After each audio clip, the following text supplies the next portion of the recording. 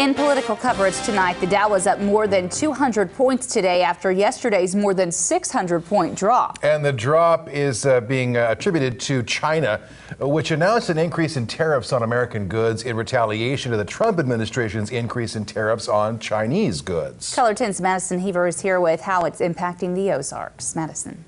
David, Heather, the U.S. relies heavily on China for its exports, but while you may think it won't affect you, these tariffs could have a big impact on the Ozarks and on your budget. This is Obelisk, a Springfield home furnishing store. According to co-owner of the Taylor Martin Group, a collection of companies that Obelisk is also a part of, 40% of their imports are from China. That's a big percentage. J. Kent Martin says, as a result of the tariffs the Trump administration imposed on China, they've tried their best to absorb the cost on those goods. But eventually, paying for the tariff will become the consumer's burden. We've tried to, stall as long as we can. Obviously, some of our key suppliers do import from China.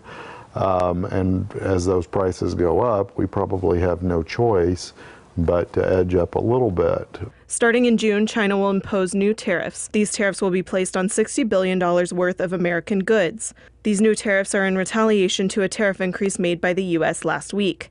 President Trump increased tariffs on Chinese goods from 10% to 25%. President Trump says the increase in tariffs is a good thing and will force the U.S. to buy from somewhere else, or what he hopes is that people will start making their goods in the U.S. to create jobs. But J. Ken Martin says he just doesn't see that happening. Bringing those jobs back to the U.S., I don't believe is the American consumer does not want to pay what the American workforce wants to be paid to produce goods, so we rely on outsourcing. President Trump claims the reason for the tariff increase was because China treated the U.S. poorly. We're having a little squabble with China because we've been treated very unfairly for many, many decades. The relationship I have with President Xi is extraordinary. It's really very good, but he's for China and I'm for the USA, and it's very simple. And for the future? I see us continuing to chase low cost of goods. I think it's unfortunate. I think it's a standoff between two countries that both rely heavily on each other.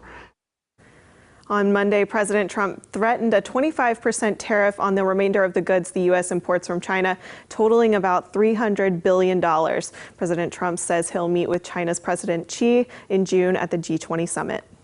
Madison, thanks.